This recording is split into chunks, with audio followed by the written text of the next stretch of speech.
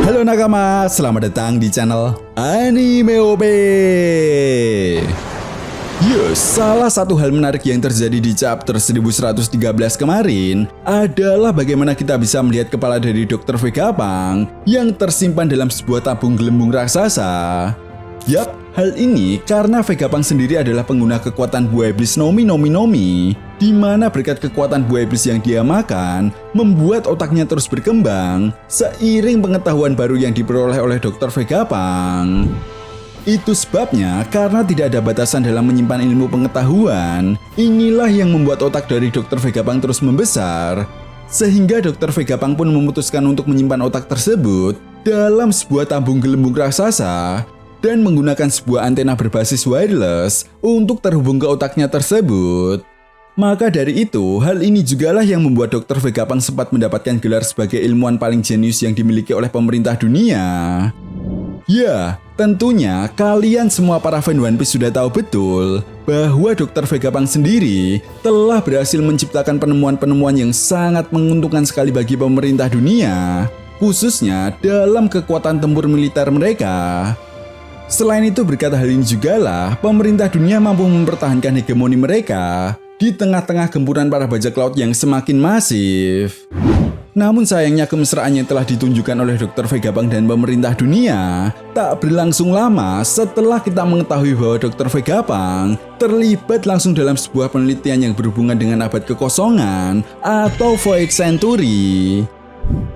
Bahkan seperti yang kita tahu juga di chapter 1113 kemarin, Dr. Vegapunk menyatakan bahwa dia telah melakukan dua dosa besar yang membuatnya harus menerima konsekuensi dari pemerintah dunia. Jelas hal ini pun membuat para fan One Piece semakin penasaran, sebenarnya apa dosa dari Dr. Vegapunk ini? Dan apa kaitannya dengan kesimpulan dari Dr. Vegapunk yang mengatakan bahwa dunia One Piece akan tenggelam ke dalam lautan? Well, tentunya ini sangat menarik untuk kita bahas bersama. Oke, namun sebelum masuk ke pembahasannya, jangan lupa like video ini ya bosku, sebagai dukungan kalian semua untuk channel ini ke depannya. Nah, jika sudah, terima kasih banyak dan mari kita mulai. Oke, pembahasan kali ini akan kita awali dari kesimpulan pesan siaran Dr. Vegapunk yang menjelaskan bahwa dunia ini akan tenggelam ke dalam lautan. Nah, apabila kita analisa lagi, memang hal tersebut seolah terlihat cukup dramatis. Namun pada saat yang bersamaan, hal ini juga bukan menjadi sesuatu hal yang baru. Karena faktanya, kita telah melihat sendiri bagaimana kerajaan Lulusia yang ditenggelamkan ke dalam lautan menggunakan kekuatan misterius. Tentu saja, hal ini pun membuat kerajaan Lulusia menghilang dari peta dunia One Piece, dan pemerintah dunia selaku pemegang kekuasaan tertinggi di dunia One Piece pun pada akhirnya menghapus kerajaan Lulusia dari sejarah. Di sisi lain, Sabo yang menjadi saksi bisu menghilangnya kerajaan Lulusia kemudian menjelaskan hal tersebut kepada Monkey Dragon dan Ivankov. Tentu saja, hal ini pun membuat Ivankov sangat terkejut. Bahkan, Ivankov menilai bahwa kekuatan semacam itu hanya bisa disebabkan oleh salah satu dari tiga senjata kuno. Senjata yang konon ditenagai oleh sumber daya yang bernama Mother Flame. Nah, ini sangat menarik ya bosku. Banyak dari para fan One Piece yang masih mengira jika Mother Flame adalah nama dari senjata yang digunakan oleh Im Sama untuk menghancurkan kerajaan Lulusia. Namun Mimin sendiri meyakini jika Mother Flame merupakan sebuah nama energi yang diciptakan oleh Dr. Vegapunk untuk membangkitkan senjata kuno yang dimiliki oleh pemerintah dunia saat ini, yaitu Uranus. Jadi dengan kata lain, Mother Flame adalah sejenis sel energi yang dihasilkan dari pembangkit listrik yang ada di Pulau Egghead. Itu sebabnya kenapa Vegapunk Yok dan Gorosei Saturnus mencegah Gorosei Mars untuk menghancurkan pembangkit listrik yang ada di Pulau Egghead. Karena Vegapunk Yok dan Gorosei Saturnus sadar betul jika hal tersebut tetap dilakukan, maka mereka tidak bisa menciptakan energi Mother Flame dalam jumlah yang banyak untuk menggunakan senjata kuno Uranus. Sehingga hal ini jugalah yang menjadi alasan terbesar kenapa Dr. Vegapunk menyimpulkan bahwa dengan energi Mother Flame yang dia temukan, maka pemerintah dunia dapat menghancurkan pulau-pulau yang mereka inginkan tanpa terkecuali.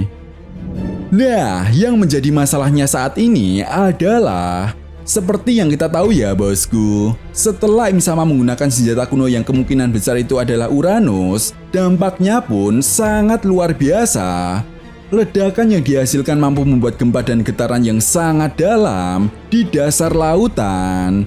Sehingga hal ini jugalah yang menyebabkan seluruh rempengan tektonik bergeser dan akibatnya terjadi kenaikan permukaan air laut. Bahkan hal ini juga membuat beberapa tempat di dunia One Piece yang awalnya adalah daratan, perlahan-lahan mulai terisi oleh air laut. Nah, sampai di sini, apa kalian semua sadar jika ini memang benar adalah rencana Im-sama untuk melakukan pembersihan massal menggunakan senjata kuno Uranus yang akan mengakibatkan kenaikan permukaan air laut? Sehingga apa yang dikatakan oleh Dr. Vegapunk benar-benar akan menjadi sebuah kenyataan. Rasanya akan sangat masuk akal jika Im-sama dan para Gorosei tidak akan mengkhawatirkan hal tersebut karena faktanya Im-sama, para Gorosei, dan kaum naga langit atau Tenryubito mereka semua tinggal di atas Red Line, sebuah permukiman yang berada ribuan meter dari permukaan air laut. Maka dari itu, Dr. Vegapunk yang menyadari hal ini pun menganggap bahwa dirinya telah melakukan sebuah dosa besar dengan menciptakan energi Mother Flame yang dapat membangkitkan senjata kuno Uranus. Jelas Dr. Vegapunk paham betul, pemerintah dunia yang memiliki kekuasaan penuh atas dunia, mereka bebas melakukan apapun yang mereka inginkan tanpa terkecuali. Itu sebabnya secara tidak langsung, Dr. Vegapunk yang menyadari bahwa dirinya telah ikut andil membuat dunia One Piece tenggelam ke dalam lautan yang jelas-jelas akan membuat umat manusia diambang kematian. Nah, sampai di sini menariknya apabila kita perhatikan lagi dengan seksama, saat Dr. Vegapunk untuk pertama kalinya melihat kekuatan Gear 5 Luffy, kita bisa melihat sendiri betapa senangnya Dr. Vegapunk melihat wujud Nika Luffy tersebut. Bahkan Dr. Vegapunk mengatakan bahwa Luffy adalah kesatria putih. Jelas hal ini pun seolah menggambarkan bahwa Dr. Vegapunk memiliki sebuah harapan besar kepada Luffy untuk menyelamatkan umat manusia di seluruh penjuru dunia One Piece akibat dosa besarnya tersebut. Nah, itu tadi merupakan pembahasan tentang dosa besar dari Dr. Vegapunk dan apa yang akan terjadi ke depannya di dunia One Piece. Jika kalian punya pendapat lain, silakan berikan pendapat kalian di kolom komentar ya bosku. Oke, sampai di sini dulu pembahasan kita kali ini, and see you next time.